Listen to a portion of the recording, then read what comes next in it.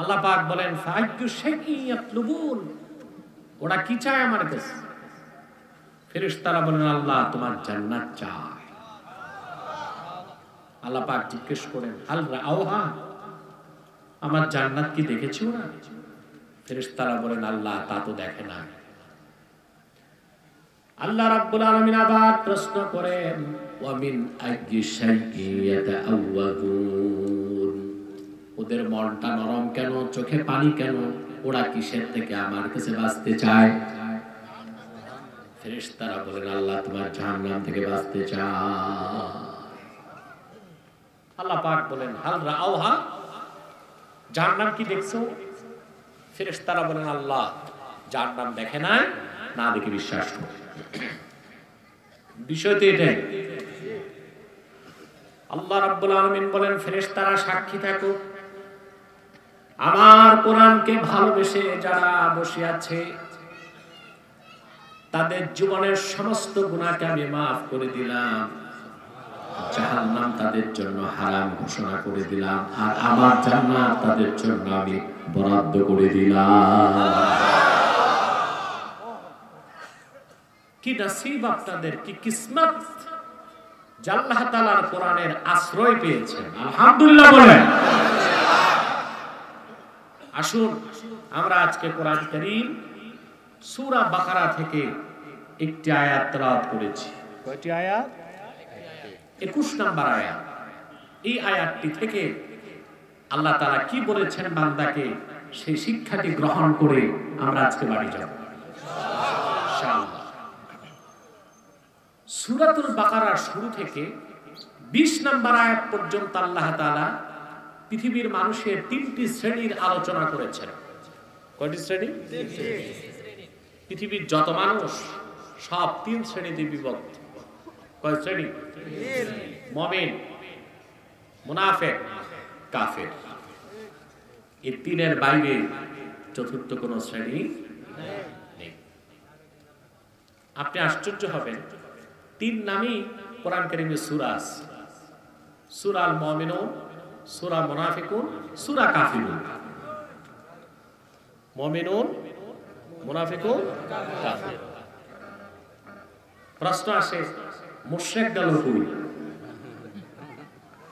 এই মাইকটা বন্ধ করে দাও। ওখানে নাই সুইচ। মুশরিক রয়ে যায় নাকি? শব্দ করেন, আওয়াজ করেন একটু। মুশরিক কাফেরের মধ্যেই আছে। এটা মুহাদ্দিসগণ বলেন ইন্না বাইনা শিরকি ওয়াল কুফরি ওয়াজহাল উমুমি ওয়াল খুসুস। শিরক এবং কুফরের মধ্যে আম ও খাসের সম্পর্ক। প্রত্যেক মুশরিক কাফের, কিন্তু প্রত্যেক কাফের মুশরিক নাও হতে পারে। ঠিক কি না? এজন্য আল্লাহ পাক মুশরিকরা রাখছেন কিসের মধ্যে? কাফেরের মধ্যে। 3 শ্রেণী, এর বাইরে চতুর্থ কোন শ্রেণী নাই। আপনি হয় মুমিন হবেন, নয় মুনাফিক হবেন, নয় নিরপেক্ষ থাকার কোনো সুযোগ নাই।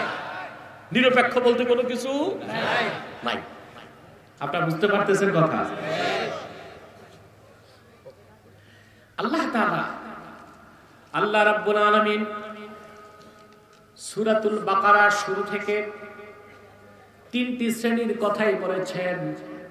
মুমিনের কথা দিয়ে শুরু করলেন, কাফেরের কথা আলোচনা করলেন, মুনাফিকের কথা আলোচনা করে আল্লাহ তাআলা সিদ্ধান্ত দিয়ে দিলেন একমাত্র মুমিন নাজাত পাবে, সফলতা লাভ করবে। 20 আয়াত পর্যন্ত এই কথা আছে।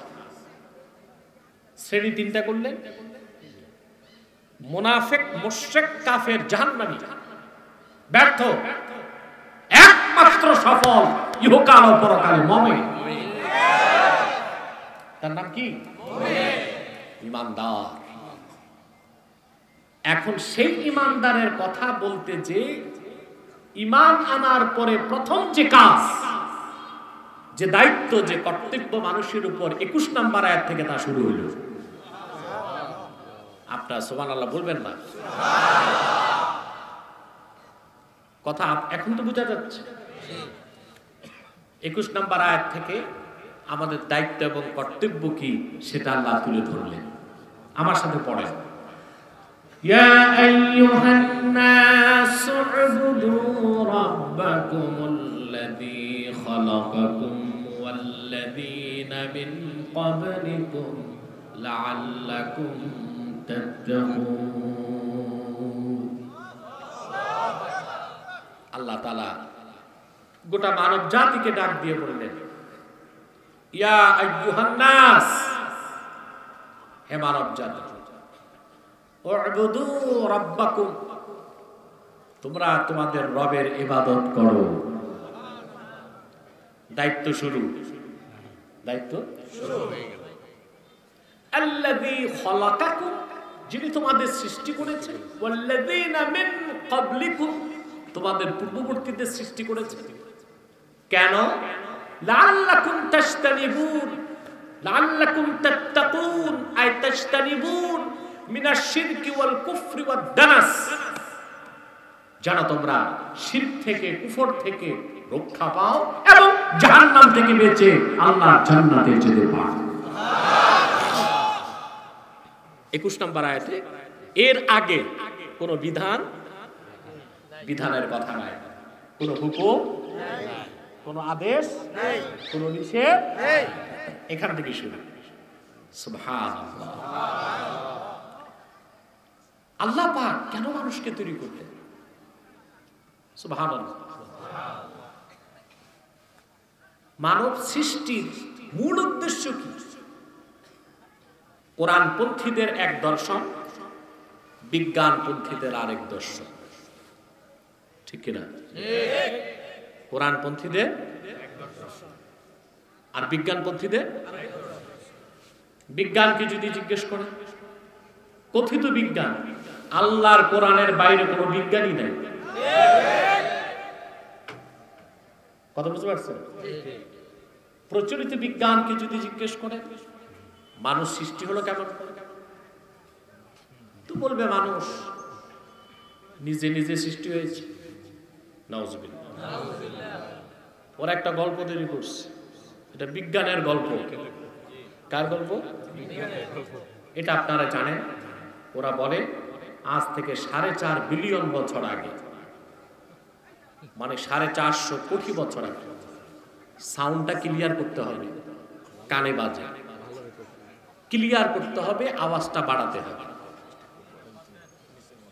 না ঠিক আছে, মাউথ স্পিচ ঠিক আছে। হ্যাঁ, শব্দ হয় কেন?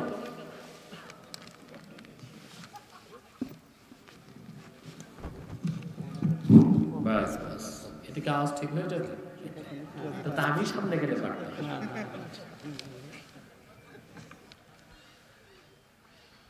ওরা গল্পটা তৈরি করেছে 450 কোটি বছর আগে পৃথিবীতে কিছুই ছিল না।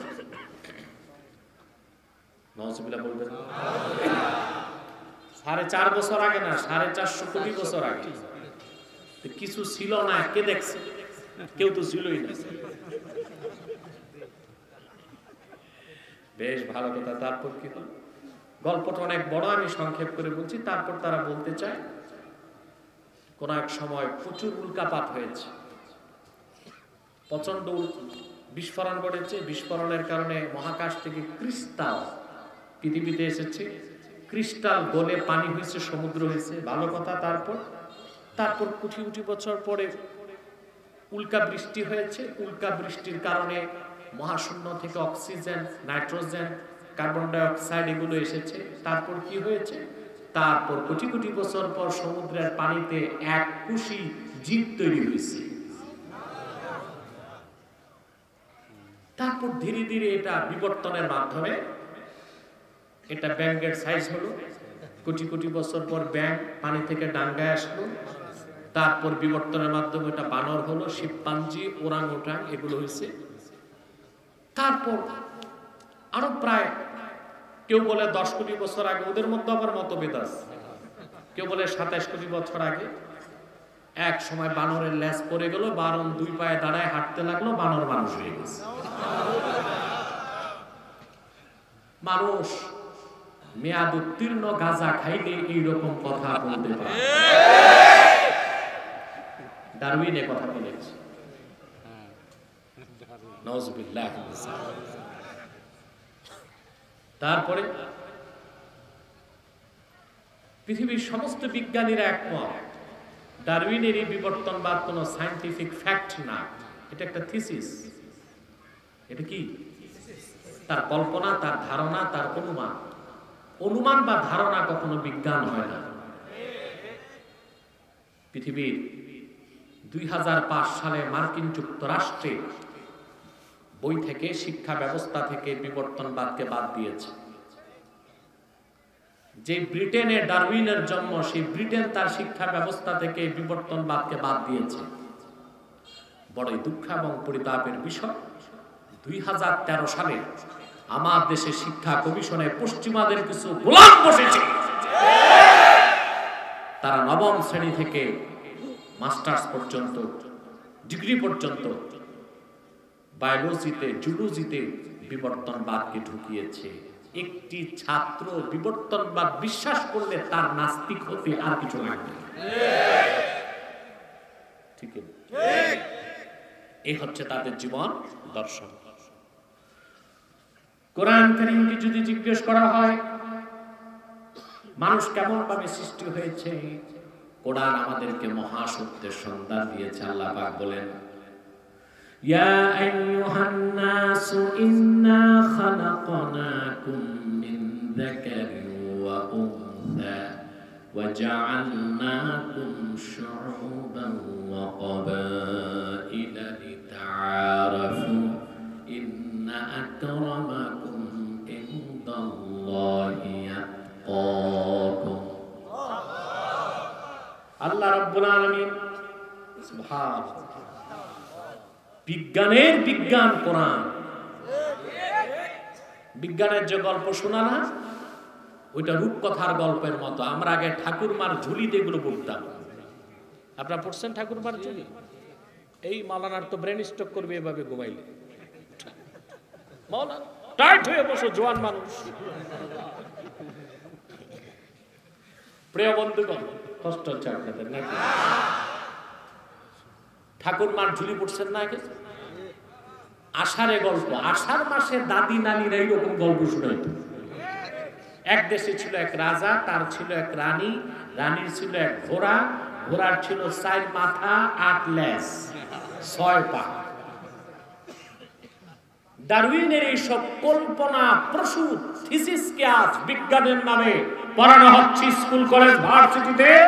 তার একমাত্র উদ্দেশ্য হচ্ছে আগামী প্রজন্মকে নাস্তিক বানানো, বেঈমান বানানো, ইহজাগতিক বানানো, পরকাল বিমুখ এমন একটি প্রজন্ম দিতে চায় তারা বাংলাদেশকে, যারা পরকালকে বিশ্বাস করবে না, নাস্তিকতায় বিশ্বাস করবে। তা হতে দেওয়া হবে না।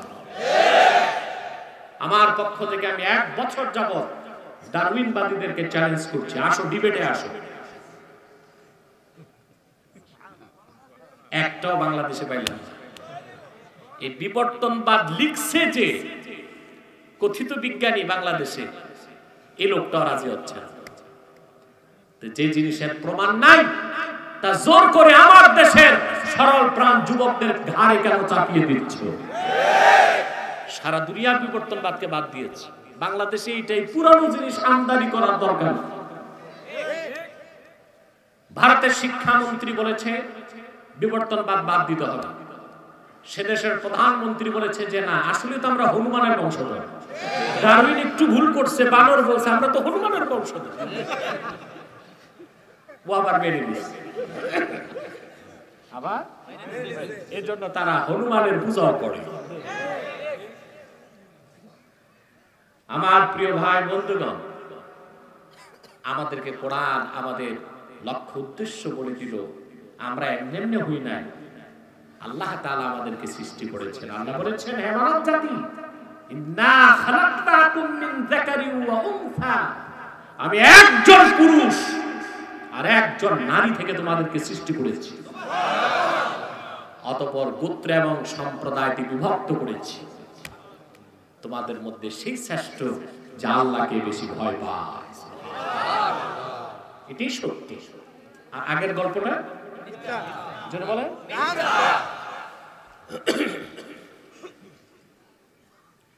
আমার ভাইরা, আল্লাহ তাআলা কথাটি অন্যত্র বলে দিচ্ছেন, ইয়া আইয়ুহান নাসু তাকু রাব্বাকুমুল্লাযী খালাকাকুম মিন নাফসিন ওয়াহিদা ওয়া খালাকা মিনহা যাওজাহা ওয়া বাথা মিনহুমা রিজালান কাসীরান ওয়া নিসা। হে মানুষেরা, আল্লাহকে ভয় করো, তোমাদের রবকে, যিনি তোমাদেরকে সৃষ্টি করেছেন একজন পুরুষ থেকে সৃষ্টি করেছেন তার স্ত্রী একজন নারীকে। বিজ্ঞান পূজারীরা বিজ্ঞান করো, তোমরা যে ক্লোনিং খুঁজে পেয়েছো 40 বছর আগে, আল্লাহ সেই ক্লোনিং এর কনসেপ্ট 1000 বছর আগে ফাঁস করেছে। ক্লোনিংটা বুঝেন আপনারা? বিজ্ঞান এখন চাচ্ছে যে একজন মানুষের মতো হুবহু কপি আরেকটা মানুষ তৈরি করা যায় কিনা। আল্লাহ তাআলা মানুষকে পৃথিবীতে বিস্তারের জন্য একটা সিস্টেম করে দিয়েছেন, স্বামী স্ত্রী একত্রিত হতে হবে। এটা হচ্ছে যৌন প্রক্রিয়া। আর ক্লোনিং হচ্ছে অযৌন প্রক্রিয়া। বিজ্ঞান যেটা বলে যে একজন মানুষের দেহকোষ, একটা কোষ নেবেন, এই কোষের মধ্যে আছে সেক্স ক্রোমোজোম, এই সেক্স ক্রোমোজোমের মধ্যে আছে ডিএনএ, ডিঅক্সিরাইবোনিউক্লিক অ্যাসিড। আপনি কি বিজ্ঞানের প্রফেসর? জি, জুলজি পড়াইছেন? সাইকোলজি, কিন্তু উনি জুলজির টিচার। আগে পড়ছি, মনে আছে? আমিও পড়ছি 26 বছর আগে, এখন সব মনেও নাই। এই যে ডিএনএ, ডিঅক্সিরাইবোনিউক্লিক অ্যাসিড, এই ডিএনএ কে নিয়ে আরেকজন মহিলার ওভাম ডিম্বাণুর মধ্যে সংযোজন করে মানুষ তৈরি করা যায় কিনা তারা চিন্তা করেছে, সফল হয় নাই, কিয়ামত তক সফল হবেও না। কিন্তু এই যে অযৌন প্রক্রিয়ায় মানুষ বানাবার চিন্তা ওরা করছে, সফল কোনোদিন হয় নাই, হবে না। কিন্তু দেখেন আল্লাহ তাআলা কোরআন শরীফে বলেছেন, আদমকে আমি হাত দিয়ে তৈরি করছি আর তার বউকে আদম থেকে তৈরি করছি।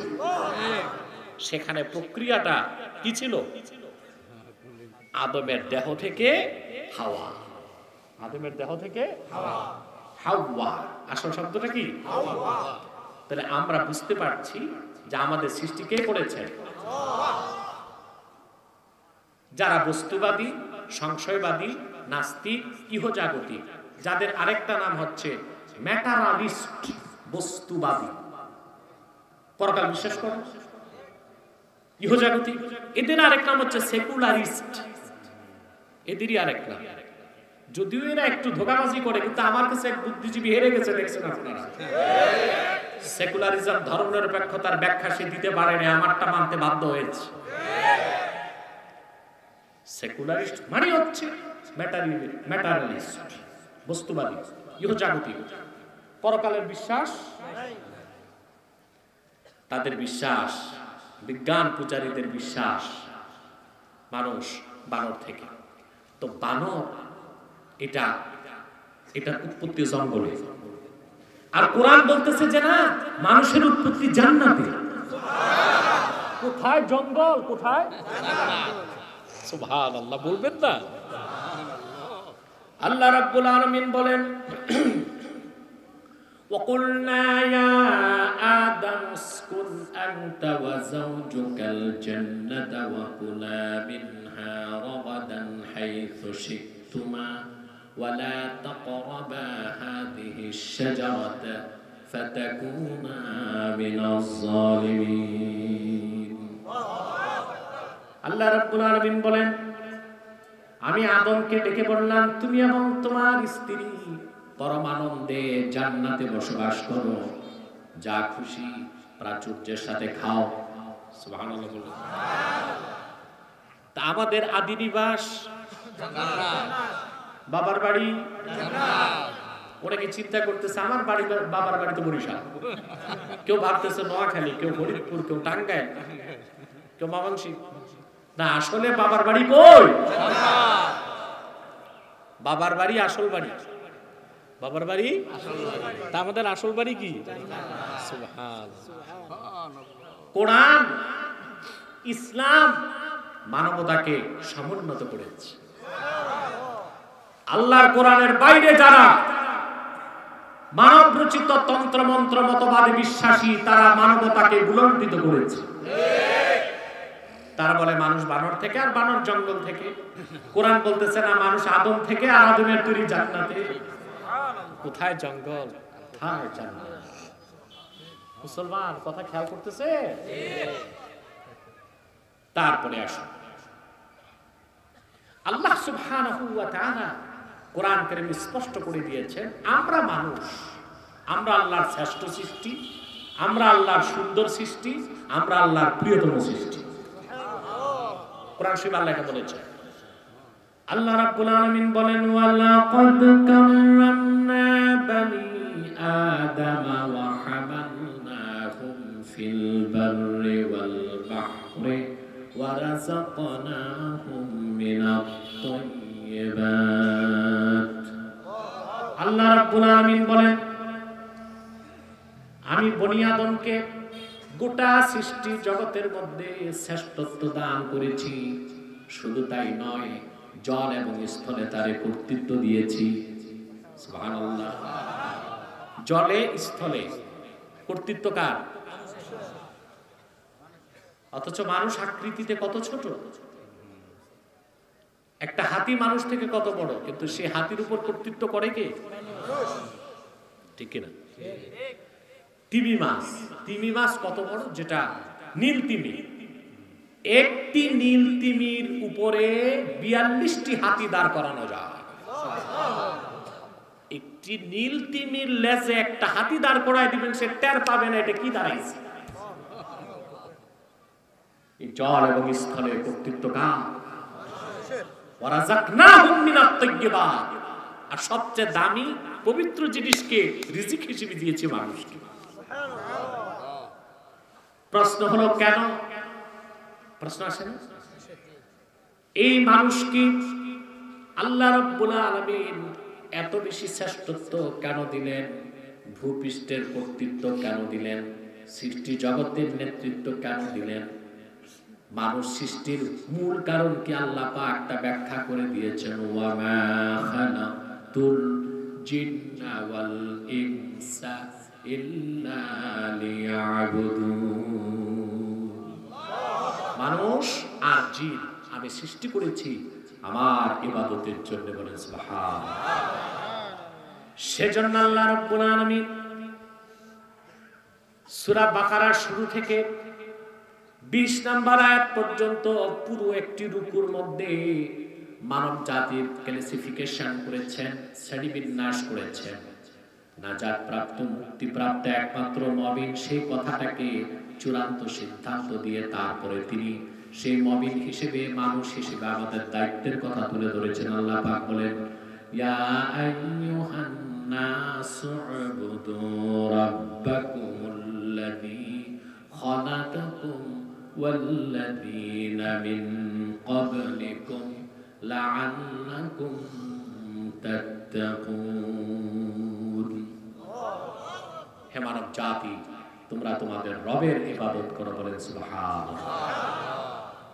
কয়েকটি সূক্ষ্ম বিষয় আপনাকে এখন অনুধাবন করতে হবে।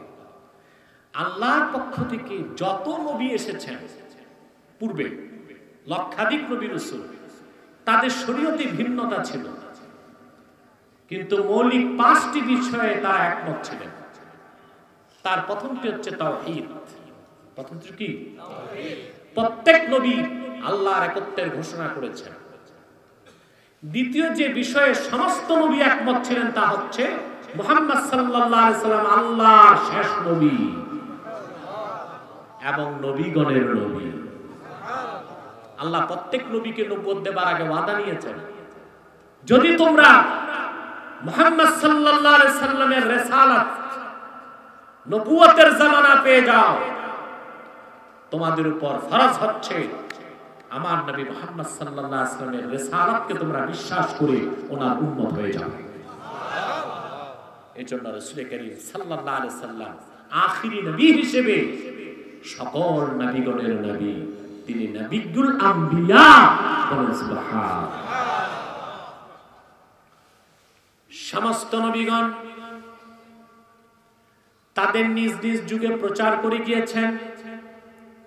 আল্লাহ এক প্রচার করেছেন, সমস্ত নবীগণের নবী, আখিরি জামানার নবী, যার মাধ্যমে আল্লাহর দ্বীন পরিপূর্ণ হবে, তিনি মুহাম্মদ সাল্লাল্লাহু আলাইহি ওয়াসাল্লাম। তৃতীয় যে বিষয়ে নবীগণ একমত ছিলেন তা হচ্ছে ইবাদত লিল্লাহি ওয়াহদা, ইবাদত হবে একমাত্র আল্লাহ। চতুর্থ যে বিষয়ে সমস্ত নবী একমত ছিলেন, প্রচার করেছেন, তা হচ্ছে আখিরাত, পরকালের কথা বলেছেন। পঞ্চম যে বিষয়ে সমস্ত নবীগণ একমত ছিলেন তা হচ্ছে সালাত, প্রত্যেক নবী নিজে নামাজ পড়তেন এবং অন্যকে নামাজ পড়তে বলতেন।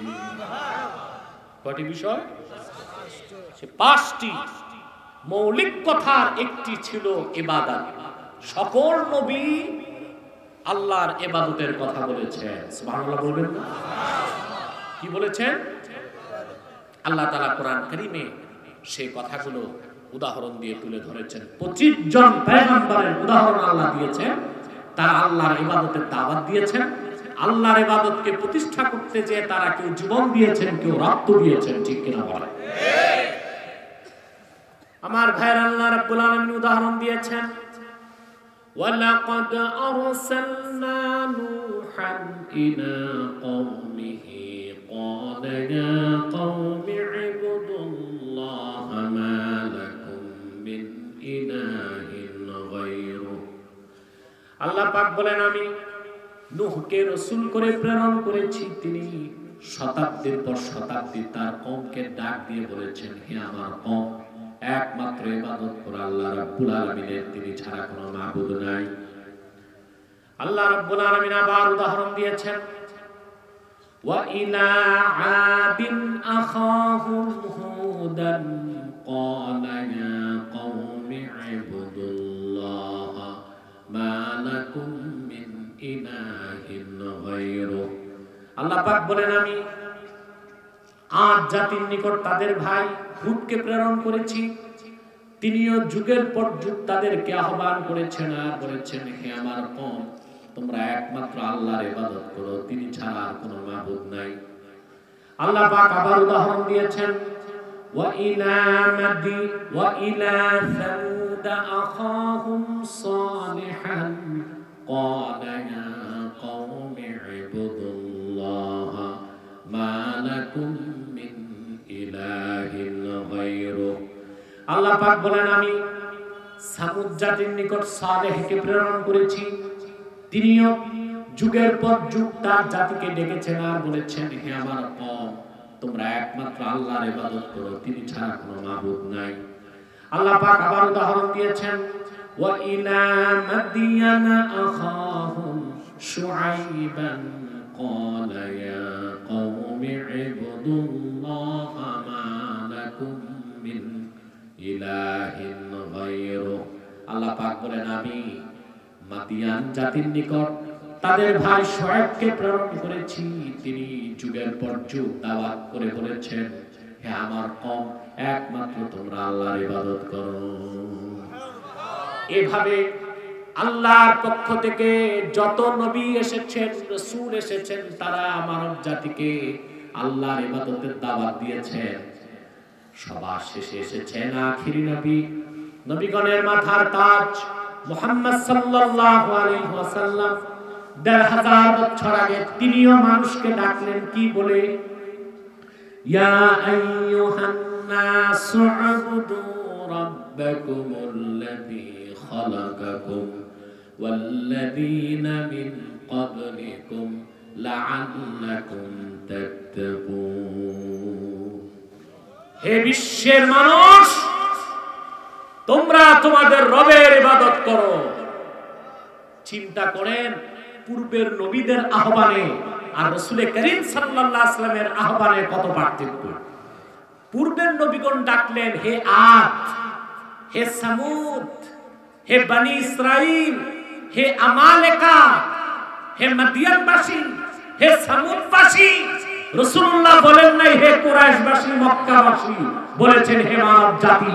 কারণ পূর্বের সমস্ত নবী ছিলেন আঞ্চলিক নবী, আমার রাসূল তোমার রাসূল বিশ্ব নবী, গোটা সৃষ্টি জাহানের নবী বলেন সুবহানাল্লাহ সুবহানাল্লাহ।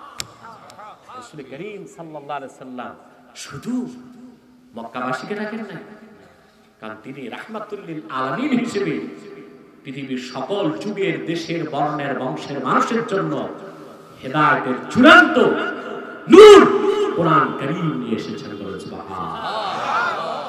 সেজন্য আহ্বানটা ছিল কি? বিশ্ববাসী, মানব জাতি বলেন সুবহানাল্লাহ। সাউন্ডটা ভালোই আছে, একটু বাড়ানো যায়? একটু বাড়ানো। প্রিয় ভাই বন্ধুগণ, আমি খুব দ্রুত বিষয়টি আপনাদের সামনে উপস্থাপন করছি, আশা করি সহজে বুঝবেন। তবে সময় খুব কম নেব, আমি শারীরিকভাবে অসুস্থ, আর মেন রোড থেকে এত ভিতরে আমি তা জানি না। ইন্টেলিজেন্স ব্রাঞ্চ থেকে আমাকে একটু সতর্ক করা আছে প্রত্যন্ত অঞ্চলে না যাওয়া। আমি জানি না আপনাদের 2 কিলোমিটার কিভাবে 6 কিলোমিটার হয়, সেটা এসে বুঝতে পারলাম যে আমাদের কিলোমিটার আর তাদের কিলোমিটারে পার্থক্য আছে।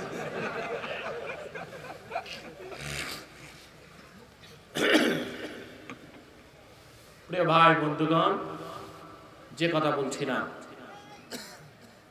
তাহলে আল্লাহ রাসূল সাল্লাল্লাহু আলাইহি ওয়াসাল্লাম ডাক দিলেন, হে মানব জাতি, আল্লাহ যেমন সবার রব, আল্লাহর হাবিব সবার জন্য, সুবহানাল্লাহ, তিনি সবার রাসূল, সুবহানাল্লাহ। আর এই কোরআন শুধু মুসলমানের জন্য আসে নাই, সারা মানব জাতির জন্য এসেছে, ঠিক কি না? আল্লাহ রাব্বুল আলামিন বলেন, শাহরু রমাদানাল্লাযী উনজিলা ফীহিল কুরআনু হুদাল লিন-নাস। এই কোরআন হুদাল লিন-নাস, গোটা মানব জাতির জন্য হেদায়েতের বাহন। সুবহানাল্লাহ। কথাটি কেন বললাম? একমাত্র পৃথিবীতে ধর্ম প্রচারের বৈধ দাবিদার মুসলমান, আর কারো ধর্ম প্রচারের অথরিটি তার ধর্ম তাকে দেয় না। আবার বলছি কথাটা, একমাত্র পৃথিবীতে ইসলাম প্রচারের অধিকার রাখে মুসলমান। মুসলমানকে অধিকার কোরআন দিয়েছে। অন্য কোন ধর্মের মানুষ ধর্ম প্রচার করবে, সেই অধিকার তার ধর্মই তাকে দেয় না। যেমন হিন্দুদের এটা কোনো ধর্ম না, এটা একটা কালচার, এটা কি সংস্কৃতি। তারপর সেখানে আবার লেখা আছে তাদের ধর্মগ্রন্থে, অহিন্দু কোনদিন হিন্দু হইতে পারবে না। তো ধর্ম প্রচারের সুযোগ নাই। তারা ধর্ম প্রচার করে খ্রিস্টান, কারা করে? খ্রিস্টান। খ্রিস্টানদের বাইবেলে লেখা আছে, জেসাস, যীশু খ্রিস্ট নিজেই বলেছে, আমাকে প্রেরণ করা হয়েছে বনি ইসরায়েলের হারানো মেষগুলোকে উদ্ধার করতে। তাহলে জেসাস বা যিশু বা ঈসা তার বক্তব্য বুঝিয়ে দিলেন তিনি শুধু ছিলেন বনি ইসরায়েলের জন্য। একে তো তার ধর্মই রহিত হয়ে গেছে, দ্বিতীয়ত তো তার ধর্ম বনি ইসরায়েলের বাইরে কারো কাছে পৌঁছানো ঈসার ফতোয়ায় না যায়। তো খ্রিস্টানদের ধর্ম প্রচারের অধিকার আছে না, অথচ সারা বাংলাদেশে খ্রিস্টানরা অবাধে ধর্ম প্রচার করছে। এটা ধর্মের নামে অধর্মীয় কাজ হচ্ছে, এটা বন্ধ করা উচিত। কিন্তু দুঃখ এবং পরিতাপের বিষয়, সেই খ্রিস্টান মিশনারির বিরুদ্ধে যারা বাংলাদেশে কাজ করছে তারা আজকে ময়দানে হাঁটতে পারে না, কথা বলতে পারে না। কেন যেন তারা কারাগারে বন্দী। আমি মাওলানা জুবাইরের ইঙ্গিত দিচ্ছি, প্রচলিত আইনে তিনি যদি অপরাধী হন শাস্তি হোক, কিন্তু জামিনে মুক্তি দেওয়া তো উচিত। তাকে ভিতরে অন্তরীণ রেখে খ্রিস্টানদেরকে যদি ধর্ম প্রচারের সুযোগ দেওয়া হয়, তাহলে পার্বত্য চট্টগ্রাম ভবিষ্যতে বাংলাদেশের একটি অংশ নাও থাকতে পারে। বাংলাদেশে যারা খ্রিস্টান মিশনারি পরিচালনা করছে তারা ইসলামের শত্রু, মুসলমানের শত্রু। লক্ষ লক্ষ মুসলমানের রক্তে অর্জিত স্বাধীন বাংলাদেশের স্বাধীনতার শত্রু। অতএব ইসলামের সুমহান স্বার্থ রক্ষায়, মুসলমানদের মৌলিক অধিকার আদায়ে, দেশের স্বাধীনতাকে রক্ষার জন্য খ্রিস্টান মিশনারি কার্যক্রম বাংলাদেশে বন্ধ করতেই হবে, করতেই হবে।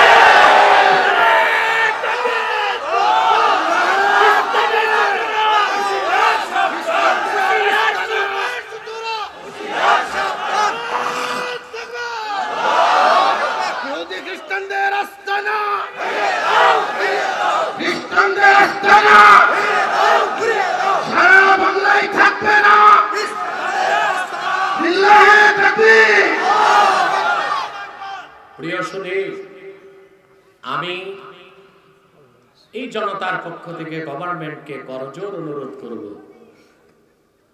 মাওলানা জুবায়ের সহ যারা খ্রিস্টান মিশনারির বিরুদ্ধে কাজ করে গেছে বাংলাদেশে, তারা তো স্বাধীনতার অতন্দ্র প্রহরী, দ্বীনের খাদেম। যদি তাদের কোনো কৌশলে বা পদ্ধতিতে ভুল থাকে বিচার হোক, অন্তত জামিনে মুক্তি দেওয়া উচিত, ঠিক কিনা? যদি একদিকে ইসলামের পক্ষে যারা প্রচারক তাদেরকে যদি বাক স্বাধীনতা দেওয়া না হয়, মুক্তভাবে ইসলাম প্রচারের সুযোগ দেওয়া না হয়, তাহলে পশ্চিমাদের মদত পুষ্ট সমস্ত কুফরি ও তাগুতি শক্তি, বিশেষ করে খ্রিস্টান মিশনারি বাংলাদেশে তাদের কালো হাত বসিয়েছে। এমন একদিন আসতে পারে পূর্ব তিমুরের মতো তারা বাংলাদেশের কোন একটি অঞ্চলকে খ্রিস্টান রাষ্ট্র বানাবার আওয়াজ তুলতে পারে। সুদানের মতো বাংলাদেশের কোন অঞ্চলকে স্বাধীন করার আওয়াজ তারা দিতে পারে। ফিলিপাইন একসময় একটি মুসলিম অধ্যুষিত রাষ্ট্র ছিল, ফিলিপাইনের মতো এদেশে খ্রিস্টান সংখ্যা বেড়ে যেতে পারে। স্পেন 600 বছর মুসলমান শাসন করেছে, পরবর্তীতে অত্যন্ত নির্মম ভাবে অমানবিক ভাবে ধোঁকাবাজির মাধ্যমে খ্রিস্টানরা স্পেনকে দখল করেছে। 14 কোটি মুসলমানের বাংলাদেশে খ্রিস্টানদের সেই স্বপ্ন পূরণ হবে না, হতে দেওয়া হবে না।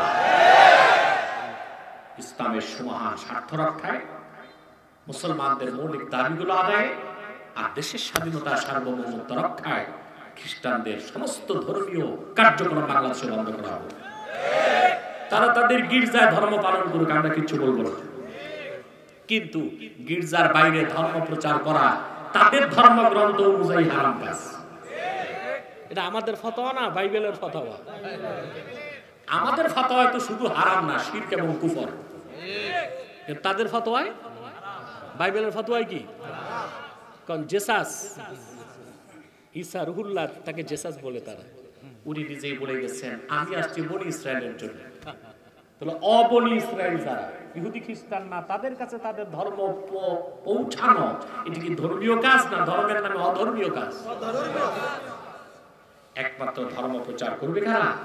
বলেন, কুনতুম খায়রা উম্মাতিন উখরিজাত লিন-নাস তা'মুরুনা বিল মা'রুফি ওয়া তানহাউনা 'আনিল মুনকার। তোমরাই শ্রেষ্ঠ জাতি, তোমাদের বের করা হয়েছে লিন-নাস, গোটা মানব জাতির জন্য। সুবহানাল্লাহ বলবেন না? তাহলে রাসূল করিম সাল্লাল্লাহু আলাইহি ওয়াসাল্লাম আল্লাহর ইবাদতের দিকে মানুষকে ডাকলেন। ডাকটা ছিল সার্বজনীন, ডাকটি ছিল বিশ্বজনীন। ইয়া আইয়ুহান নাস, মানব জাতি, ওয়াবুদু রাব্বাকুম, তোমরা তোমাদের রবের ইবাদত করো। এখন আসেন, সে ইবাদত করবেন? বড় গলায় বলেন ইনশাআল্লাহ। এখন এই ইবাদতের অর্থ কি এটা ব্যাখ্যা করে দিচ্ছি। আপনার পিছনে কথা বলবেন না। প্রিয় সুধী, আল্লামা ইমাম বাগাবী রাহমাতুল্লাহ মাআলিমুত তানজিলে ইবাদত শব্দের অর্থ লিখেছেন। ইবাদত হচ্ছে আল ইতাআতু মা'a যিল্লাতি ওয়াল খুদু', একনিষ্ঠ চিত্তে নিজকে তুচ্ছ মনে করার দ্বারা আল্লাহ তার রাসূলের আনুগত্যকে মানার নাম ইবাদত। সুবহানাল্লাহ। এটা ইসলামের অনেক বড় একটা জিনিস। তিনটি জিনিস মিলে দিন ইসলাম, ঈমান, ইসলাম, ইহসান, তিনে মিলে দিন ইসলাম। এটা আপনি ইউটিউবে পাবেন, আমার পূর্ণাঙ্গ দিনের ব্যাখ্যা এই নামে একটা আলোচনা আছে। কথা বুঝতেছেন? তাহলে এই যে ইবাদত, এর অর্থই হচ্ছে নিজকে তুচ্ছ মনে করার দ্বারা আল্লাহ ও তার রাসূল সাল্লাল্লাহু আলাইহি ওয়াসাল্লামের আনুগত্যকে মেনে নেওয়া। ইমামে বাইজাবি রাহমাতুল্লাহি আলাইহি ইবাদত শব্দের ব্যাখ্যায় লিখেছেন, ইবাদত শব্দটা এসেছে তারিকুল মা'বাদ থেকে। তারিকুল মা'বাদ বলা হয় যে পথ বানানো হয় না, মানুষের পদাঘাতে তৈরি হয় পথ, সেটাকে বলা হয় তারিকুল মা'বাদ, মেঠো পথ। কি পথ? আপনাদের গ্রামে পথ আছে মেঠো পথ, ওটা কি রোলার দিয়ে বানায় সিটি কর্পোরেশন? মানুষ চলতে চলতে পায়ের আঘাতে পথ তৈরি হয়ে যায়। সেই তারিকুল মা'বাদ থেকে ইবাদত, অর্থাৎ বান্দা আল্লাহর গোলামির ক্ষেত্রে ওই রকম তারিকুল মা'বাদ হয়ে যাবে, তার নিজস্ব ইচ্ছা বলে কোনো কিছু থাকবে না। 3 নাম্বার হচ্ছে ইবাদতের ব্যাখ্যা করেছেন হাফেজ জালালউদ্দিন সুয়ুতি রাহমাতুল্লাহ। তিনি ব্যাখ্যা করেছেন ইবাদত হলো ইমতিসালুল আওয়ামির ওয়া ইজতিনাবুন নাওয়াহি, কোরআন হাদিসের সব হুকুমকে মানা আর সব নিষেধকে ছাড়া, তার নাম হলো ইবাদত। বলেন সুবহানাল্লাহ। বুঝতেছেন ইবাদত? তাহলে ইবাদত অর্থ শুধু নামাজ, রোজা, হজ, যাকাত না, এর অর্থ ব্যাপক। নামাজ, রোজা, হজ, যাকাতের সাথে সাথে কোরআন সুন্নাহর সমস্ত হুকুমকে মানা, নিষেধকে ছাড়া, তার নাম কি? তার নাম কি? ইবাদত। এই ইবাদত আপনি, তাহলে ইবাদতের সহজ অর্থ এটা পেলাম আমরা, হুকুম মানা, নিষেধ ছাড়া, এর নাম কি? জোরে বলেন। আমি মূল বক্তব্যে চলে এসেছি, 2-3 মিনিটে শেষ হয়ে যাবে ইনশাআল্লাহ। ইবাদতের মূল হচ্ছে হুকুম মানা, নিষেধ ছাড়া, হুকুম মানা, নিষেধ ছাড়া। এতটুকু বুঝতে পারছেন আমার ভাইরা? এবার আরেকটি সূক্ষ্ম বিষয় লক্ষ্য করেন। আল্লাহ পাক এখানে ইবাদতের কথা বলার সময় রব শব্দ কেন আনলেন? আল্লাহ তো শব্দটা নিজের বড় নামটা নিতে পারতেন, ইয়া আইয়ুহান নাস উবুদুল্লাহ, তোমরা আল্লাহর ইবাদত করো, তা কেন বললেন না? রাব্বাকুম বলে নিজের রুবুবিয়তের কথা কেন বললেন? তার কারণ হচ্ছে রবের রুবুবিয়তকে বান্দা তার উবুদিয়তের মাধ্যমে দ্রুত চিনতে পারে। আল্লাহ তাআলা ইঙ্গিত করলেন, বান্দা তোর রব আমি, তোর রব আমি, আর তুই আমার আব্দ, তুই আমার আব্দ। আব্দ মানে হচ্ছে রবের গোলামি করবে, আব্দের আর কোনো কাজ। সেজন্য আমার আবার রব শব্দের ব্যাপক তাফসীর, এটা সূরা ফাতিহার তাফসীরে শুনে নেবেন। আজকে তো অত সময় নাই, আমি শুধু সংক্ষেপে বলে যাচ্ছি। তাহলে এই জন্য আল্লাহ তাআলা ইয়া আইয়ুহান নাস উবুদুল্লাহ বলেন নাই, ইয়া আইয়ুহান নাস উবুদু রাব্বাকুম বলেছেন। রব কাকে বলা হয়? সুবহানাল্লাহ, সুবহানাল্লাহ। আর রাব্বু বিমা'না তারবিয়া হিয়া তাবলীগু শাইই ইলা কামালিহি শাইআন ফাশাইআ। রব শব্দটা তারবিয়াতের অর্থে আসে। তারবিয়াত হচ্ছে অস্তিত্বহীনকে অস্তিত্ব দান করার পরে হঠাৎ সৃষ্টি না করা, ধাপে ধাপে, ক্রমে ক্রমে, ধীরে ধীরে, আস্তে আস্তে সৃষ্টিকে তার পূর্ণতায় পৌঁছে দেওয়া, এই সবটুকু কাজকে বলা হয় তারবিয়া। এই কাজ যিনি করেন তাকে বলা হয় রব। আল্লাহ হচ্ছেন রব্বুল আলামিন। সুবহানাল্লাহ, সুবহানাল্লাহ। খেয়াল করেন, রবকে সহজে চিনার ব্যবস্থা কোরআন। সুবহানাল্লাহ। এখানে যার বয়স 50, কত? 51 বছর আগে আপনার কি পরিচয় ছিল? নাম ছিল সলিমউদ্দিন, ফলিমউদ্দিন, ভুইয়া, চৌধুরী, চ্যাটার্জি, ব্যানার্জি। আপনার একটা নাম ছিল কিছুই না। কি নাম ছিল? আল্লাহ পাক কোরআন কারীমে বলেন, হাল আতা আলাল ইনসানি হিনুম মিনাদ দাহরি লাম ইয়াকুন শাইআন মাযকুরা। মানুষের জীবনে এমন একটি মুহূর্ত কি আসে নাই মানুষটি উল্লেখযোগ্য কোনো বস্তুই ছিল না, কিছুই না ছিল। সেই কিছুই না থেকে এত সুন্দর মানুষ কে তৈরি করেছেন জোরে বলেন? এক ঘন্টায়, এক দিনে, এক সপ্তাহে, এক মাসে, 10 মাসে?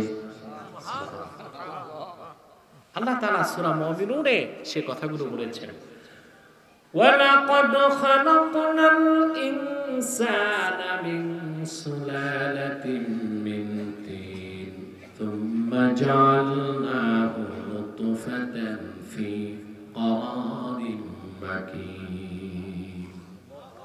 আমি মানুষকে তৈরি করেছি মাটির সারণের চাষ থেকে,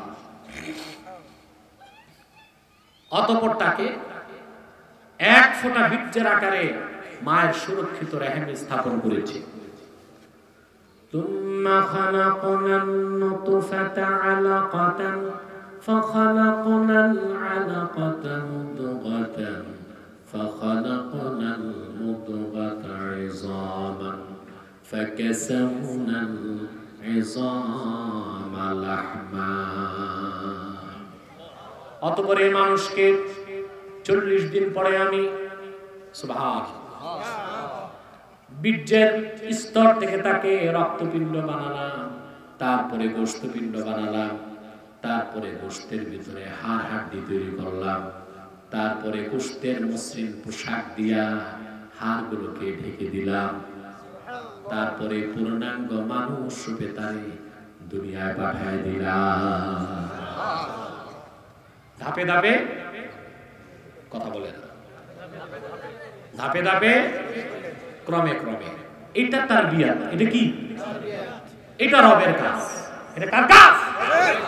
তারপরে তিনি বেঁচে থাকার জন্য রিজিক দেন, অক্সিজেন দেন, অসুস্থ হলে সুস্থ করেন, চোখে দৃষ্টি দিয়েছেন, কানে শ্রবণ শক্তি দিয়েছেন, মুখে বাক শক্তি দিয়েছেন, অন্তরে অনুধাবন শক্তি দিয়েছেন, মস্তিষ্কে চিন্তা শক্তি দিয়েছেন, চামড়ায় অনুভূতি শক্তি দিয়েছেন, তারপরে অমূল্য রত্ন ইলম দান করেছেন। এসব কার কাজ? আল্লাহ। রুবুবিয়ত। আমরা আব্দ। আমরা কি? আব্দ। আব্দ যেন রবের রুবুবিয়তকে বুঝে মস্তক নত করে দেয়। এই জন্য আল্লাহ তাআলা ইবাদতের প্রথম নির্দেশে উবুদুল্লাহ বলেন নাই, উবুদু রাব্বাকুম বলেছেন, তোমরা তোমাদের রবের ইবাদত করো। তার মানে হচ্ছে আব্দ বান্দা অস্তিত্বে আসার পর থেকে তার ইবাদত করবে, এই ইবাদতের জিনজির কোনদিন তার গর্দান থেকে সরবে না। এবার আসেন, ইবাদতের শুরু হলো আলামে আরওয়াহে। কোথায়? আল্লাহ পাক প্রশ্ন করেছিলেন, আলাস্তু বিরাব্বিকুম, আমি কি তোমাদের রব নই? আমরা জবাব দিয়েছিলাম বালা। সেটা আল্লাহর আনুগত্যকে মেনে সেখানে ইবাদত করেছি। সুবহানাল্লাহ বলবেন। আদমকে সৃষ্টির পরে আল্লাহ ইবাদত চালু করলেন জান্নাতে। কোথায়? জান্নাতে। কোরআন কারীম সাক্ষী। আল্লাহ আদমকে ডাক দিয়ে বললেন, উসকুন আনতা ওয়া যাওজুকাল জান্নাহ ওয়া কুলা মিনহা রাগাদা। তুমি তোমার বউ জান্নাতে থাকো, যা খুশি প্রাচুর্যের, রাগাদা মানে ওয়াসিয়া, প্রাচুর্যের সাথে খাও, এটা আদেশ।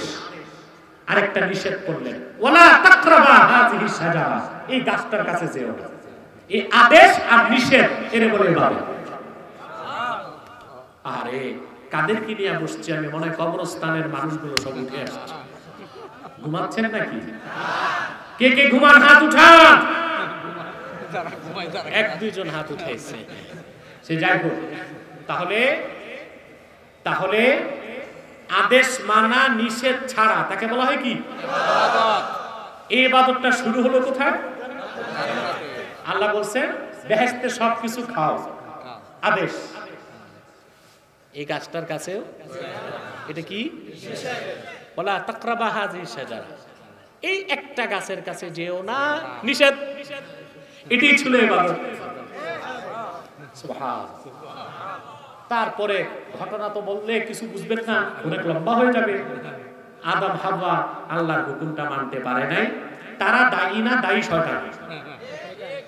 আমাদের মধ্যে অনেক অসতর্ক বক্তা ইচ্ছা মতো আদম আলাইহিস সালাম আর মা হাওয়াকে গালিগালাজ করে, কিন্তু তার জানা নাই সে তার বাপকে গালি দিচ্ছে, তার জানা নাই সে একজন নবীর সমালোচনা করছে।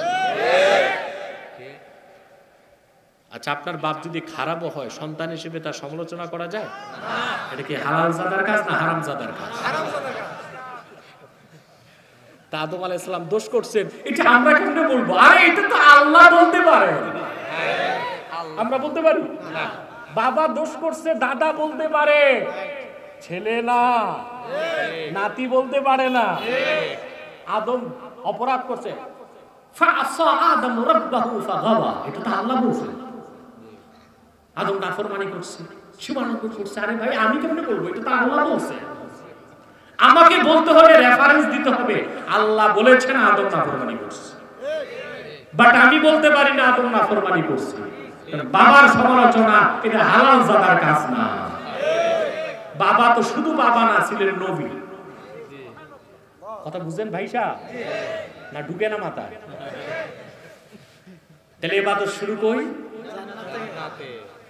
আসলেন আদম হাওয়া দুনিয়াতে।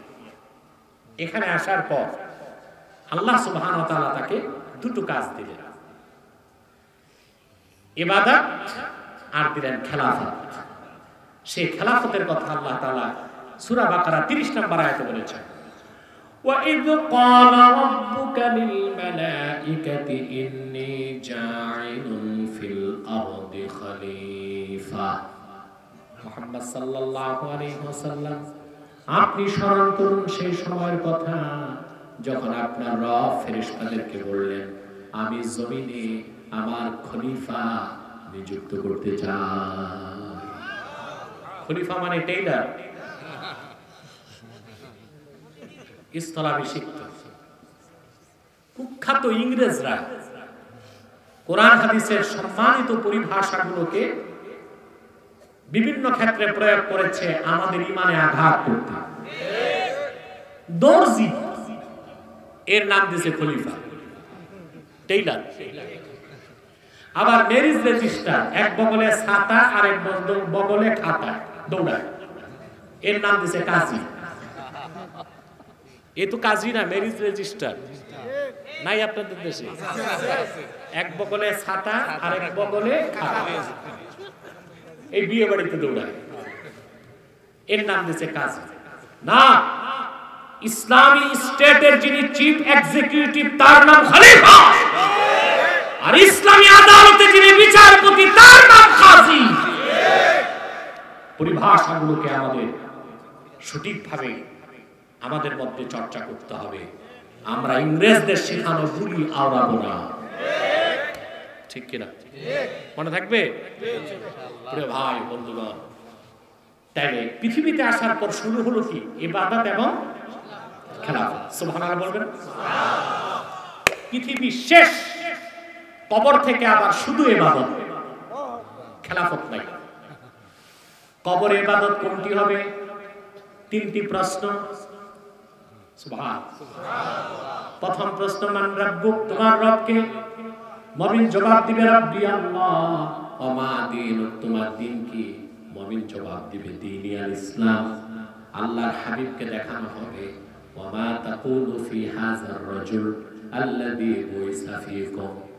আল্লাহর হাবিব মুহাম্মদ সাল্লাল্লাহু আলাইহি ওয়াসাল্লামকে জান্নাতুল ফেরদৌস রওজা মুবারক থেকে মুমিনকে দেখানো হবে আর বলা হবে, ওনার ব্যাপারে যাকে তোমাদের গোটা বিশ্ববাসীর মুক্তির জন্য প্রেরণ করা হয়েছে, মুহাম্মদ সাল্লাল্লাহু আলাইহি ওয়াসাল্লাম, ওনার ব্যাপারে তোমার বিশ্বাস কি? মুমিন বলবে, হাযা নবিয়ুনা মুহাম্মাদুর রাসূলুল্লাহ ইমামুল মুরসালিন খাতামুন নবিয়্যিন। তিনি তো আর কেউ নন, তিনি নবীগণের নবী, আখিরি নবী, সমস্ত নবী রাসূলের ইমাম, আমার প্রিয় নবী মুহাম্মদ রাসূলুল্লাহ সাল্লাল্লাহু আলাইহি ওয়াসাল্লাম। আল্লাহ ডাক দিয়ে বলবেন, ইন সাদাকা আবদি ফাফরিশুহু মিনাল জান্নাহ ওয়ালবিসুহু মিনাল জান্নাহ ওয়াফতাহু লাহু বাবাল জান্নাহ। সুবহানাল্লাহ। বেহেশতের পোশাক পরায় দাও, জান্নাত থেকে কবর পর্যন্ত দরজাগুলো খুলে দাও, বেহেশতের ফরাশ বিছায় দাও। সুবহানাল্লাহ। এটা আপনার কবরের ইবাদত। তারপরে হাসর ময়দান, ওখানে ইবাদত। সূরা কালামে আল্লাহ বলেছেন ওয়া ইউকশাফু আন সাফ, আল্লাহ তাআলা সূরা কলমের মধ্যে বলেছেন হাসর ময়দানে আল্লাহ পাক ওনার পিণ্ডলিটা খুলে ধরবেন, ওয়া ইউদাউনা ইলাস সুজুদ ফালা ইস্তাতিউন। আল্লাহ পাক ওনার পিণ্ডলি মোবারক, এই যে হাঁটুর নিচে টাকনু থেকে হাঁটু পর্যন্ত যে জায়গা, এটাকে বলা হয় সাফ। কি বলা হয়? ইংরেজিতে বলে, উর্দুতে বলে পিণ্ডলি। আল্লাহ তাআলা এই পিণ্ডলির একটা অংশ প্রকাশ করবে নূরের তাজাল্লিতে, গোটা হাসর ময়দান উজ্জ্বল হয়ে যাবে। মানব জাতিকে ইউদাউনা ইলা সুজুদ বলা হবে, আল্লাহকে সাজদা করো। মুমিনরা সাজদা করবে, কাফেররা কেউ সাজদা করতে পারবে না। ইবাদত এটা হাসর ময়দানে। মুমিন চলে যাবে জান্নাতে, সেখানেও ইবাদত। তবে সেখানে নামাজ রোজা নাই, সেখানে ইবাদত কি হবে? মোল্লা আলী কারি মিশকাতে শরাবের কাতে রেখেছেন, শুধু মুমিন পড়বে আল্লাহর তাসবিহ, সুবহানাল্লাহ আলহামদুলিল্লাহ ওয়া লা ইলাহা ইল্লাল্লাহ ওয়াল্লাহু আকবার ওয়া লিল্লাহিল হামদ। এটা হবে বেহেশতে আমাদের ইবাদত। বলেন সুবহানাল্লাহ। তাহলে ইবাদত আলামে আরওয়াহে ছিল, ইবাদত জান্নাতে ছিল, ইবাদত দুনিয়াতে আছে, ইবাদত কবরে থাকবে, ইবাদত হাসরে থাকবে, ইবাদত আমার জান্নাতে থাকবে। আব্দ মানে হচ্ছে রব আমার আল্লাহ গোলামীর জিনজির গর্দানে চাপিয়ে নেওয়া। এই জিনজির কোনোদিন আর ছুটানো যাবে না। দুনিয়াতে ব্যতিক্রম শুধু ইবাদত না, খেলাফত আল্লাহ দিয়েছেন মুসলমানকে। কি দিয়েছেন? সে খেলাফত আছে আমাদের মধ্যে, ইবাদত আছে, খেলাফত নাই। এখন ইবাদত তো বুঝালাম, খেলাফত 2 মিনিটে বুঝাই দিই। 2 ঘন্টায়ও বুঝবেন না, আমি 2 মিনিটে বুঝাচ্ছি যদি আল্লাহ তৌফিক দেন। সেটা হচ্ছে ইবাদতের ব্যাখ্যা আমি আপনাদের শোনালাম। হুকুম মানা, নিষেধ ছাড়া, তার নাম ইবাদত। খেলাফত হলো হুকুম মানানো, নিষেধ ছাড়ানো, তার নাম খেলাফত। হুকুম মানানো, ছাড়ানো, তার নাম কি? খেলাফত। আমি একটা উদাহরণ দিচ্ছি। নামাজ পড়া ইবাদত। নামাজ পড়া কি? নামাজ পড়ানো খিলাফত। শরীয়তের হুকুম, যে ব্যক্তি নামাজ পড়বে না, হানাফি মাযহাব মতে তারে বেত্রাঘাত করতে হবে 25 বেত। কত বেত? 25। আমি ইঞ্জিনিয়ারিং ইনস্টিটিউটে একটা বক্তব্যে গেলাম, আমি প্রধান আলোচক ছিলাম। সেখানে কিছু বুদ্ধিজীবী ছিল। এক বুদ্ধিজীবী ছিল যিনি ইতিমধ্যে গত বছর আমার কাছে শোচনীয়ভাবে হারছে। উনিও ছিল, হারছে তো অনেক নাস্তিক বুদ্ধিজীবী, ওর মধ্যে একজন ছিল। তা আমি যখন বললাম নামাজ কায়েমের জন্য 25 বেত লাগানো শরীয়তের হুকুম, খেপে গেছে সে। না, যার খুশি সে নামাজ পড়বে, নামাজ না পড়লে 25 বেত লাগানো, এটা তো অমানবিক কাজ। পরবর্তীতে মাইক নিয়ে আমি তার জবাব দিলাম, আমার দেশে যখন মানুষ সেনাবাহিনীতে ভর্তি হয়, তার ট্রেনিং চলাকালীন ট্রেনিং এ যদি ভুল হয়, তার স্যার তাকে স্কেল দিয়ে পিটায়। এটা কি অমানবিক? ট্রেনিং দিচ্ছে, ট্রেনিং ভুল হলে সে সৈনিক হতে পারবে না। আমরা প্রতিদিন আল্লাহর তাওহীদের ঘোষণা দিচ্ছি 5 বার নামাজের মাধ্যমে, এটা একরকম ট্রেনিং। অতএব এই ট্রেনিং এ গাফলতি করলে আল্লাহর হুকুম তারে ব্যাত লাগাও, এটা অমানবিক হতে পারে? আল্লাহ এটা বলেন নাই যে কাফের মুশরিক নামাজ না পড়লে পিটাও। আল্লাহ বলছেন মুসলমান নামাজ না পড়লে পিটাও।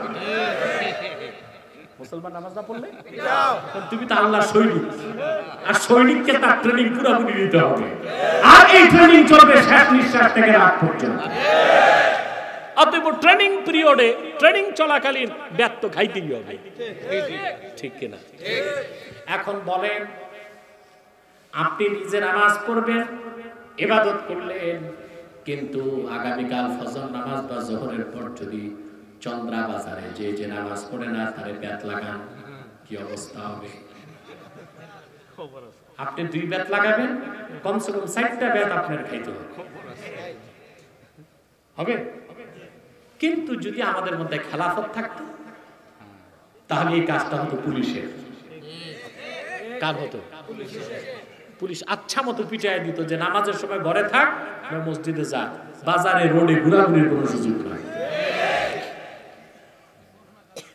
মদ না খাওয়া কি? মদ না খাওয়া ইবাদত। এখন যে মদ খায় ওরে মদ পানে বাধা দেওয়া খেলাফত। এখন আপনি পারবেন কালিয়াকুর যে মদের দোকান যে কয়টা আছে ভাঙতে? পারবে? যদি এলাকার 40 ইমাম সাহেব 10,000 মুসল্লি নিয়ে জুমার দিন বের হয়, যে দেখবে মদের দোকানগুলোর সামনে পুলিশ ভাইরা দাঁড়ায় আছে, পাহারা দিবে কারে? পুলিশের কোনো দোষ নাই, সে প্রজাতন্ত্রের কর্মী, প্রজাতন্ত্রের গোলামি তারে করতেই হয়। ওই লোক মদ এনেছে লাইসেন্স দিয়ে এবং ট্যাক্স দিচ্ছে, তাকে পাহারার দায়িত্ব গভর্নমেন্ট নিয়েছে। এটা সিস্টেমের দোষ। কিসের দোষ?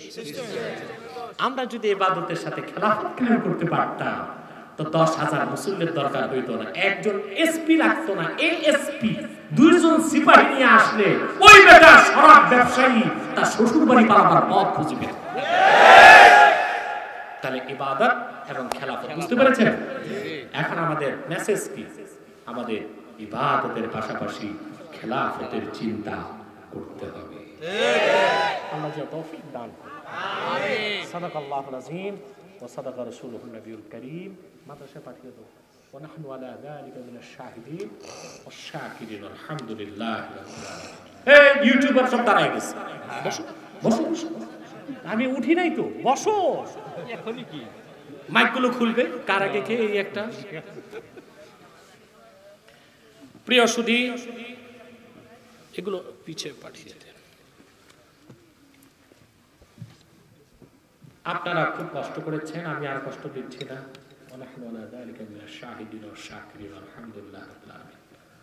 বিদায় লগ্নে আমি কিছু হুঁশিয়ারি করে দিচ্ছি আপনাদের উচ্চারণ। আপনারা এখানে বিভিন্ন দলমতের লোক আছেন, আছেন না? নাই। কেন ভাই? এখানে আওয়ামী লীগ আছে, বিএনপি আছে, জাতীয় পার্টি আছে, জামাত আছে, সব দলের লোক আছে। কিন্তু এখানে কোনো সংঘাত আছে? মিছিল মিটিং, হরতাল পিকেটিং? কারণ আমরা দলের পরিচয়ে কেউ আসি নাই, আমাদের একটাই পরিচয়, আমরা মুসলমান। আজকে এক দলে কত কোন দল দেখেন না? ইউপি নির্বাচনে কি হচ্ছে বাংলাদেশ? AK-47 নিয়ে দৌড়াচ্ছে মানুষ। আমি রসিকতা করে বলেছি তা তো জাতীয় নির্বাচনে ট্যাঙ্ক আমার লাগে যে অবস্থা। এখানে কোন কোন্দল আছে? এই তোমরা কোথায় যাচ্ছ মুনাজাত না করে? তোমরা কি আউলিয়া কেরাম নাকি? মুনাজাত লাগে না? কথা খেয়াল করছেন? আমরা এখানে যে বসেছি আমাদের মধ্যে কোনো কোন্দল নাই, সংঘাত নাই, কিচ্ছু নাই। তার কারণ একটা, আমাদের একটা পরিচয়, আমরা এখানে এসেছি, আমরা মুসলমান। আমরা কি মুসলমান? যদি আমাদের অন্য কোনো পরিচয় থাকতো এতক্ষণ এখানে বসা যেত? আমি আপনাদের করজোর অনুরোধ করব, আপনারা মুসলমানে রক্তপাত করবেন না। যদি কেউ আপনার রাজনৈতিক প্রতিপক্ষ হয় তাকে রাজনীতি দিয়ে মোকাবেলা করবেন। সহিংসতা, সংঘাত, রক্তপাত এটা মুসলমানে করতে পারে না। একজন মুসলমান যে হত্যাকারী আর যে নিহত, যদি লড়াইতে দুইজন, একজন মরে একজন মারে, দুটোই জাহান্নামে যাবে। কোথায় যাবে? এই কাজটি করবেন না আপনারা। আমাদের মধ্যে যদি জাতীয় ঐক্য না থাকে তাহলে আমাদের ভবিষ্যৎ খুব অন্ধকার হয়ে যাবে। বাংলাদেশ এখন শুধু বাংলাদেশ নিয়ে চিন্তা করলে হবে না, বিশ্ব রাজনীতিতে বাংলাদেশ এখন ট্রাম্প কার্ড হয়ে যাচ্ছে। পরাশক্তিগুলোর দৃষ্টি এখন বাংলাদেশ।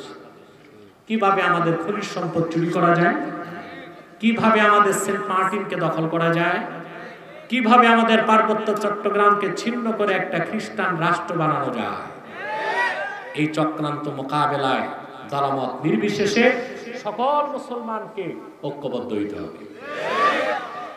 আমি আপনাদেরকে অনুরোধ করে যাচ্ছি, তিনটি বিষয়ে ঐক্যবদ্ধ হয়ে যান: ইসলাম, মুসলমান, স্বাধীন বাংলাদেশ।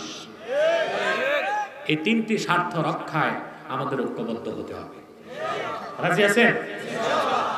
ইসলাম মুসলমান ও স্বাধীন বাংলাদেশের বিরুদ্ধে চক্রান্ত করে যাচ্ছে দুটো অমুসলিম সম্প্রদায়। একটি হচ্ছে কুখ্যাত কাদিয়ানি সম্প্রদায়। নিঃসন্দেহে তারা অমুসলিম এবং কাফের। তাদেরকে যারা কাফের বলবে না তারাও কাফের, কারণ তারা আল্লাহর আখিরি নবী মুহাম্মদ সাল্লাল্লাহু আলাইহি ওয়াসাল্লামকে আল্লাহর শেষ নবী হিসেবে বিশ্বাস করে না। চিল্লায় বলেন এই জন্য তারা কি? জোরে বলেন। সবাই জনগণের দিকে বসে। তারা কি? তাদেরকে যারা কাফের বলবে না তারা কি? তাদের আকীদা ইহুদি খ্রিস্টানের চেয়েও খারাপ। কাদিয়ানীদের বিশ্বাস 1857 সালে কোরআন শরীফ বাতিল হয়ে গেছে, বাজেয়াপ্ত হয়ে গেছে। তাদের বিশ্বাস মদ এবং শূকরের গোশত হালাল। তাদের বিশ্বাস খ্রিস্টানরাও নাজাত প্রাপ্ত এবং বেহেশতে যাবে। তাদের বিশ্বাস মানে কত যে কুফরি আকীদা তাদের মধ্যে তা ভাষায় প্রকাশ করা যাবে না। তারা অমুসলিম এবং কাফের, কিন্তু তারা মানুষকে ধোঁকা দেবার জন্য মুসলমানদের মতো দাড়ি রাখে, টুপি লাগায়, মুসলমানদের মতো নাম রাখে। তাই বলি কি তারা মুসলমান হবে? আরে ভাই, দাড়ি রাখলে কেউ যদি মুসলমান হতো তো রবীন্দ্রনাথ ঠাকুরের চেয়ে বড় মুসলমান কে হইত? সে কি মুসলিম ছিল? আবার এখন যে আছে এই বেটার তো লম্বা হইতেছে, নাভি পর্যন্ত গেছে মোটামুটি। সেও কি মুসলিম না অমুসলিম? নাম রাখলে মুসলমান হওয়া যায়? এক শয়তান বোতলে পেশাব করে লেবেল লাগাইছে শরবত। ওটা কি শরবত হবে? ভিতরে কি? তদ্রুপ কাদিয়ানীরা মুসলিম। আব্দুল আউয়াল, আব্দুস সামাদ, মুবাশশির আলী, কবির চৌধুরী এসব নাম রাখার দ্বারা তারা মুসলমান হতে পারে না। আমার ভাইরা, আমার বন্ধুরা, আমার আল্লাহ নূর নবীজি আমার মুহাম্মদ সাল্লাল্লাহু আলাইহি ওয়াসাল্লামের ইসলাম ও কোরআনের হাজার হাজার হাজার বছর পরে বর্তমান ভারতের কুখ্যাত পাঞ্জাবের কুখ্যাত গুরুদাসপুরের কুখ্যাত কাদিয়ানে ইংরেজ আমলে এক শয়তান নিজকে নবী দাবি করছে। চিল্লায় বলেন নাউজুবিল্লাহ। শয়তান নাম রেখেছিল তার বাপ মির্জা গোলাম আহমদ কাদিয়ানী। সাবধান, তাকে গোলাম আহমদ বলা যাবে না, কারণ গোলাম আহমদ অর্থ আহমদ এর গোলাম। কোন কাফের কোনদিনও গোলাম আহমদ এর গোলাম হতে পারে না। আর কাদিয়ানের কাযযাব ছিল কুখ্যাত কাফের, ইংরেজদের পাঁচাটা গোলাম। সে গোলাম আহমদ এর গোলাম ছিল না, সে ছিল কুখ্যাত শয়তানের কুখ্যাত গোলাম। কাদিয়ানের কাযযাব, মিথ্যা নবুয়তের দাবিদার মির্জা গোলাম শয়তান কাদিয়ানির উপর গজব এসেছে 1908 সালে। যখন গজব এসেছে কাদিয়ানের কাযযাব মিথ্যা নবুয়তের দাবিদার মির্জা গোলাম শয়তান কাদিয়ানি 1908 সালে ধ্বংস হয়ে কুখ্যাত জাহান্নামের কুখ্যাত কুকুরে পরিণত হয়েছে, তার অনুসারীরাও ধ্বংস হয়েছে। বর্তমানে কিছু কাদিয়ানি বাংলাদেশে আছে, যারা বিভিন্ন রাজনৈতিক দলে ঘাপটি মেরে বসে আছে, বিভিন্ন শিক্ষা প্রতিষ্ঠানে ঘাপটি মেরে বসে আছে। 2013 সালে যে শিক্ষা কমিশন গঠন করা হয়েছিল সেটা চেয়ারম্যান ছিল কবির চৌধুরী, একটা কাদিয়ানি। আর সেই সুযোগে সে বিবর্তনবাদের মতো কুফরি মতবাদকে বইতে ঢুকায় গেছে। এভাবে বিভিন্ন ডিপার্টমেন্টে এবং সংগঠনে বাংলাদেশে তারা ঘাপটি মেরে বসে আছে। তারা মানুষকে ধোঁকা দিতে নাম পরিবর্তন করে করে মিথ্যা পরিচয় দেয়। কখনো নিজেদের পরিচয় দেয় আহমদি জামাত, কখনো বলে আহমদিয়া জামাত, কখনো বলে আহমদি সম্প্রদায়, কখনো বলে আহমদিয়া সম্প্রদায়, কখনো বলে আহমদি মুসলিম জামাত, কখনো বলে আহমদিয়া মুসলিম জামাত। সাবধান, যত কাদিয়ানি ছিল আছে থাকবে, তারা কেউ আহমদি জামাত নয়, আহমদিয়া জামাত নয়, আহমদি সম্প্রদায় নয়, আহমদিয়া সম্প্রদায় নয়, আহমদি মুসলিম জামাত নয়, আহমদিয়া মুসলিম জামাত নয়, তারা শয়তানি জামাত, কুখ্যাত জাহান্নামের কুখ্যাত কুকুরের দল। আমাদের সকল দলের একটাই দাবি, অনতিবিলম্বে স্বাধীন বাংলায় শয়তান কাদিয়ানীদেরকে রাষ্ট্রীয়ভাবে অমুসলিম ঘোষণা করতেই হবে, করতেই হবে, করতেই হবে। এই দাবি আদায়ে যদি জানমাল দিতে হয়, কারা কারা প্রস্তুত আছেন? আমার প্রিয় ভাই ও বন্ধুগণ, হেফাজতে ইসলাম বাংলাদেশের 13 দফা দাবি ছিল, ঠিক কিনা? এই 13 দফা দাবির মধ্যে মূল দাবিটাই ছিল কাদিয়ানীদেরকে রাষ্ট্রীয়ভাবে অমুসলিম ঘোষণা করতে হবে। এই 13 দফার অন্তত এই একটি দফা দাবি আদায়ে সকল মাসলাকের মুসলমানকে, সকল রাজনৈতিক দলের কর্মীকে ঐক্যবদ্ধ হতে হবে। মনে থাকবে? তাদেরকে অর্থনৈতিক সহযোগিতা করবেন না, করেন করেন করেন।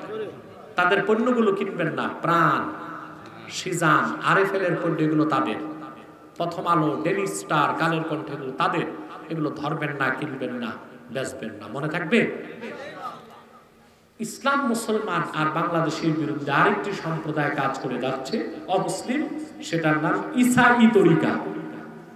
এটা কি? এটা খ্রিস্টানদের একটা ছদ্ম দল। এরা বলে যে এরা মুসলমান, পরবর্তীতে মানুষকে ধোঁকা দিয়ে বলে যে আমরা ঈসার উম্মত মুসলমান।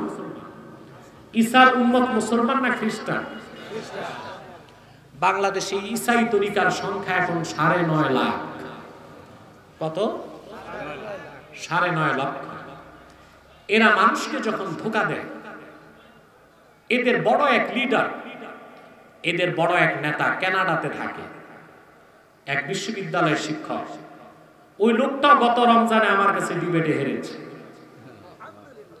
আলহামদুলিল্লাহ, আপনারা দেখেছেন ডক্টর তাজ আসবে। সে তারা মানুষকে ধোঁকাটা কিভাবে দেয়? তারা প্রথম যে কুফরটা মানুষের মধ্যে ঢুকায় কাফের বানাতে, সেটা হলো তারা বলে শুধু কোরআন বিশ্বাস করলেই হবে, হাদিস বিশ্বাসের সুযোগ নেই। এই প্রথম কুফরি আকীদা ঢুকায়। তারপর মানুষটাকে ধোঁকা দিয়ে পুরাপুরি খ্রিস্টান বানায়। কিন্তু এদের নাম হচ্ছে ইসাই তরিকা। কি নাম? ইসাই তরিকা। এরা বলে যে এদের পুরা নাম হচ্ছে ইসাই তরিকা ভুক্ত মুসলমান, আসলে খ্রিস্টান। এদের খপ্পর থেকে দূরে থাকার চেষ্টা করবে, পারবেন তো ইনশাআল্লাহ? পাশাপাশি হিজবুত তাওহীদ থেকেও দূরে থাকবে। এটা আরেকটা ফিতনা, বড় ধরনের ফিতনা, এবং এদের মধ্যে অসংখ্য শিরক এবং কুফর আছে। এদের থেকে সাবধান, সতর্ক থাকবেন। কথা বুঝতে পারছেন? আসুন আমরা একটু দোয়া করি, ইস্তেগফার করেন 11 বার।